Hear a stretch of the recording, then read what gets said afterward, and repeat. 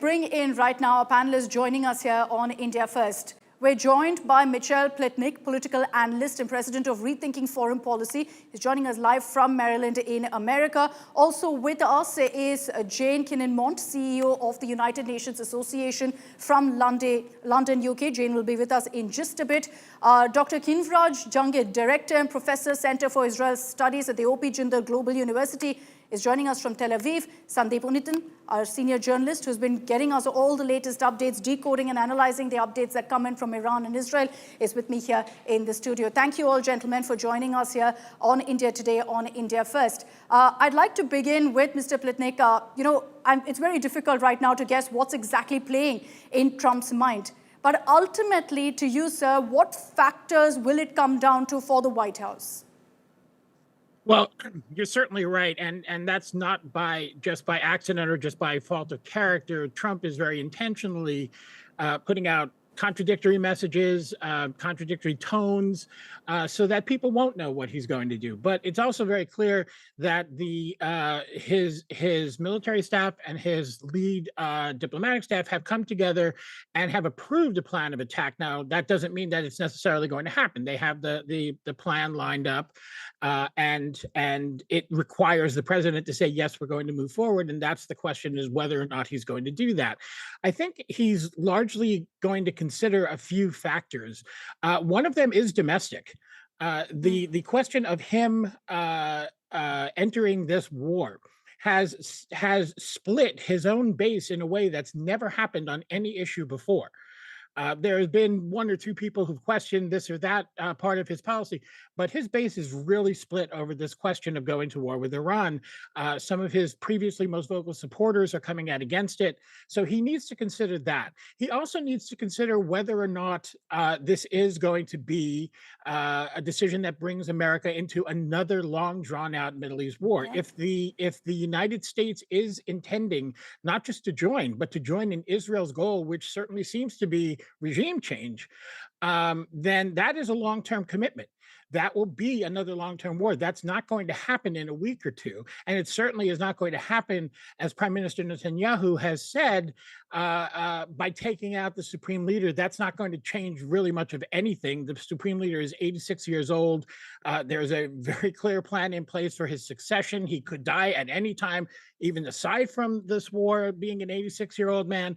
So they're ready for that. This is not Iraq under Saddam or Libya under Gaddafi, where you take out the head guy and the government falls. That's not what's going to happen here. So he needs to consider that as well. And finally, he needs to consider, or he will consider, because this is what's important to him, he's going to weigh whether this feels to him like something that if he doesn't get involved, he's going to be seen as standing impotently on the sidelines. Or if he does get involved, is this going to be seen as a grave mistake, and Trump has led us into a disaster? Those are the two concerns on either side that will weigh his decision. He will want to come out of this seeming like he has jumped on something that was, yes, Israel already started, but that he was a key piece of, and he wants to be able to come out of this with credit for its, presumably in his mind, success. We've already been seeing that Trump trying to claim credit in many circumstances, including what's been happening between India and Pakistan. But let me also bring in Jane Kinninmont on this broadcast. What do you make of what has happened so far? And particularly, I want to focus on one issue. We spoke of factors that Trump will look into. I also want to understand from you what lessons really from past US military interventions in the Middle East could play out in Trump's mind when he takes a decision on what's happening today. Well, we know that Donald Trump was elected as a politician who had been extremely critical of US intervention around the world, and in particular of the Iraq war. So many of his supporters are now very, very surprised to see him considering this strike on Iran. But it seems that he is mainly keen not to have a long-term entanglement involving US boots on the ground. But that doesn't necessarily mean that he will not join in this war with what he may see as a short-lived intervention, such as a bunker-busting bomb dropped on Fordow. But of course, we all know from wars elsewhere that it often seems like wars are going to be quick and easy, and countries can get much more entangled than they expect, especially if Israel is pushing for a regime change in Iran. It is going to be a long fought one. There's no doubt about that. We've seen already the kind of impact that's happened whenever there's a conflict in West Asia, in the Middle East. But Dr. Jangid, you're joining us from Tel Aviv right now. I think the question that everyone's also asking right now, looking at Trump's options of what he possibly could do, is how reliant Israel is right now and counting on America really stepping into this conflict militarily. Thank you. I think Israel has been capable of doing a limited, but it's still a large-scale military damage to to Iran. I think the only consideration that Netanyahu has, and that's the military establishment's consideration as well, is what already has been talked about, the Fordow site. To take down that site, it is still a very difficult task for Israel. What can happen as a way out for Trump is that Israel already asked in a funny way, can they lease out the bomb to us? And the joke in Tel Aviv was that, well, they will have to lease out some men or women from America to fly the aircraft and then do the whole job for you. So I think Israel is trying to really get this bomb in their hands. I do think that Netanyahu is right now tempted to make it a regime change, but I don't really think Israeli military is going to really sustain that out in domestic scene. Israeli domestic population is right now less panic because there have not been many casualties and many missiles have been unsuccessful in causing a large scale panic at the mass level. But people are really getting scared. Just today, outside of Tel Aviv, 2 kilometers away, there was a large-scale bombing. And the bombing that happened at the hospital, thankfully, was out of the capital. It was in the city called Beersheba. And none of the people got hurt. Only one person got wounded because the hospital staff was so alert that they put everybody in the shelter. Okay, so let's panic right now. But Sandeep, I'd like to bring you in on this. You've been doing an analysis of essentially the missile arsenal of Israel versus Iran. Ideal situation, of course, for Israel is if America steps into this conflict. But is it a game changer for them that if America chooses to say, look, we'll only diplomatically step in and stop there, we're not going to be involved militarily, will that be essentially a game changer in this conflict for Israel in a bad way? Absolutely, Akshita. And when I was in Israel a few months back, this was the one question we asked all the scholars, the military people that we spoke with. What is the end game for Israel in this conflict? And everyone said it is regime change in Tehran. And the next question is that does Israel have the capacity or the capability to effect regime change on their own? They said, no, we cannot do it without the United States. So now the Operation Rising Lion, you have to see whether it was planned with the United States active participation or it was an operation that Benjamin Netanyahu launched by himself, figuring that it was inevitable at some point the United States would have to intervene in Israel's favor and, of course, use those GBU-57s to take out Fordow because, the only way the United States is going to enter this conflict, Akshita, and all our panelists have spoken about the pressures on Donald Trump and his MAGA base, which is completely split down the middle about the US possibly getting into another black hole of, another Middle Eastern quagmire like Iraq or Afghanistan. They do not want to get into one of those unwinnable wars. Donald Trump wants a war where he can enter and exit with a mission accomplished bumper sticker saying that, look, Israel was fighting this forever war with Iran and the United States entered with its bunker busters and we have the best weapons in the world. And in 48 hours, we had ended Iran's nuclear weapons program. He wants something like that, something that will give him bragging rights for his 6 months, which he has, frankly, actually, he doesn't have anything to show for the last 6 months. He's promised to end all the conflicts in the world.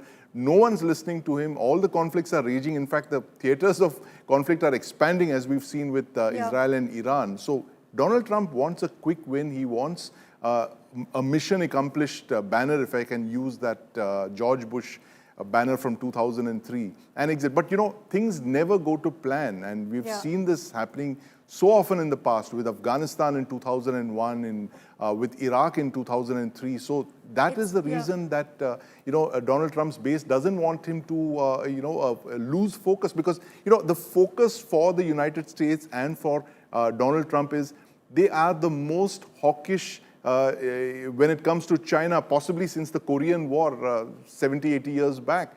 The main enemy, according to them, is China. And any other conflict like Iraq or Iran, for that matter, distracts from the main goal, which is to contain the rise of China militarily and economically.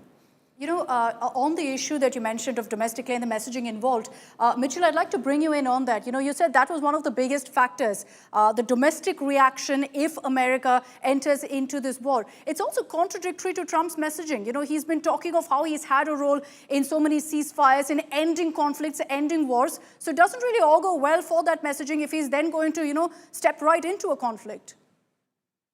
Yeah, I mean, Trump's messaging has never been all that strongly connected to reality, and for a great part of his base, that doesn't really matter. They accept what he says, and facts be damned. That being said, this is a big one, and this is one where he has tried to portray himself as a peacemaker.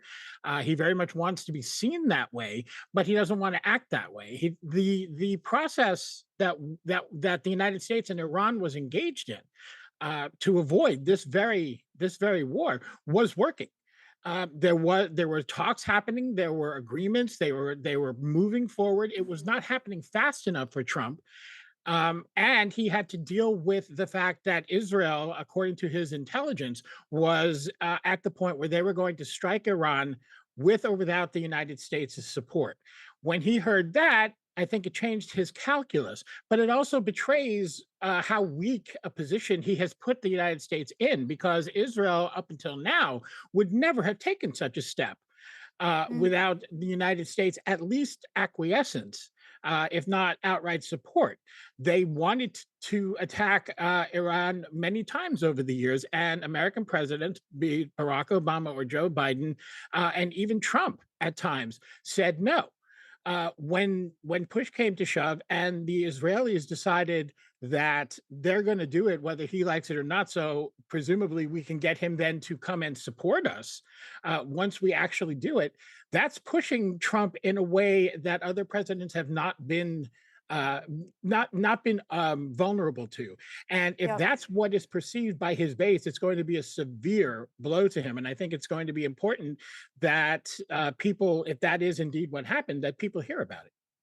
No, but how do you also, and Jane, if I could bring you in on this, how does the US also ensure that if they choose to enter this conflict, they do it by sending across a message of being responsible, of responsibly entering this conflict? Look, there are comparisons. While there can't be, there can also be between what happened in Iraq and now, of course, in Iran. And the reason I say that is because at that time, the big buzzword was weapons of mass destruction. Now it's about nuclear weapons. So do you think there's a comparison there? And in such a circumstance, can the US actually send out a message that we're acting responsibly? Yes, I'm very worried about this. I mean, we know that more than 2 decades after that invasion of Iraq, we're still feeling the impact of the disinformation around WMD and the distrust that has created. Now, again, we're looking at a war that will have all sorts of long-term implications, but one of those implications that will matter in the future is the impact that it has on the international community And what is left of the so-called rules-based order, international law, multilateralism, at the end of the day, this has been a unilateral attack by Israel. The world is now hanging on the social media posts of one very powerful man, and the multilateral system is in complete disarray. And this really matters for things like whether other countries will get nuclear bombs in future, because we need to protect the Non-Proliferation Treaty, which Iran is a signatory to, and ensure that there are peaceful ways to ensure nuclear non-proliferation.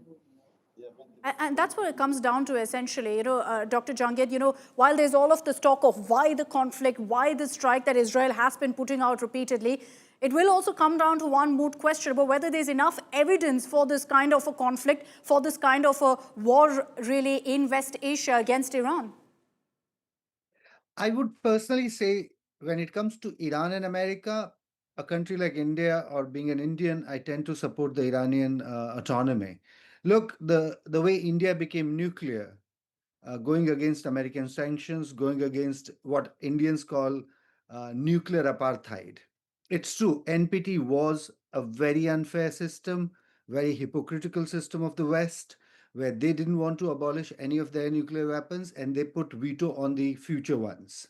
Yeah. So when it comes to that, America is just making that about that power equation in the Middle East, that Iran shouldn't get it. India did it.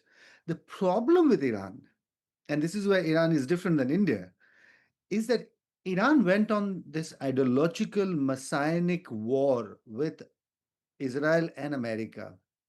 Khomeini declared America as a great Satan, but Israel was directly threatened by Shia revolution from 1979. And many times, in fact, I'll give you an example. In 2017, in a square in Tehran, they put out a doomsday clock.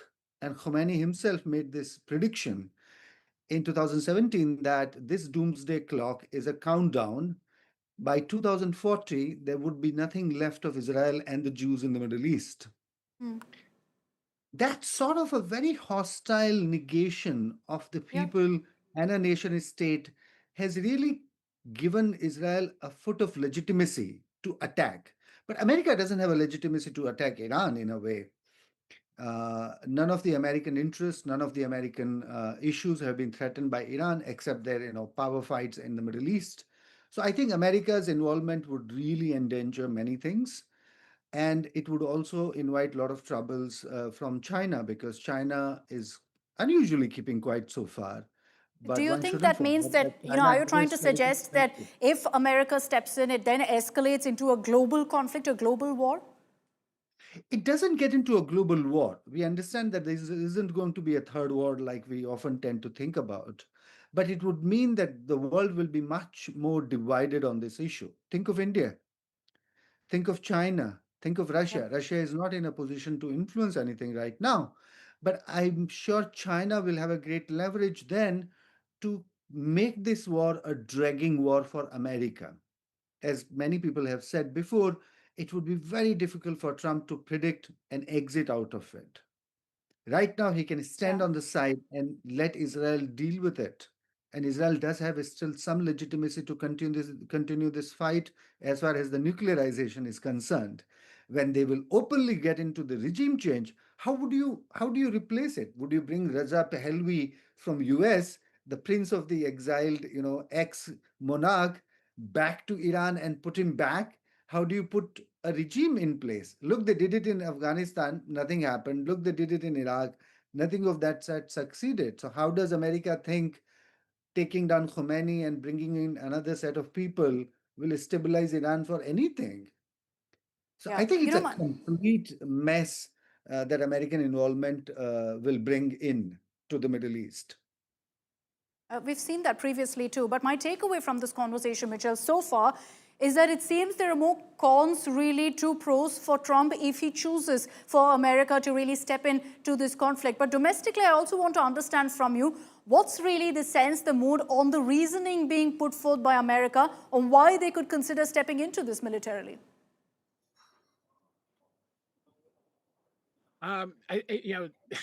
Domestically, there really is not support for stepping into this war. The Washington Post just did a poll, and only 25% of respondents said they supported the United States getting involved at all in this war. I think we also have to remember this entire war is based on a fiction. The fiction that Iran was pursuing a nuclear weapon. United States intelligence assessment has been and remains since 2007 that Iran is not pursuing a nuclear weapon. They did enrich uranium to a much higher degree in the past. That was because of the sanctions that are on them, and they needed something to bargain with. So all of this is based on, now most Americans aren't really thinking about that point, but most Americans are thinking that they don't want to be involved in this war. And I think that ultimately could be a big deterrent, but we've seen around the world that people are against this war and governments are still moving to support it. In many places, particularly in Europe as well, it's the same sentiment.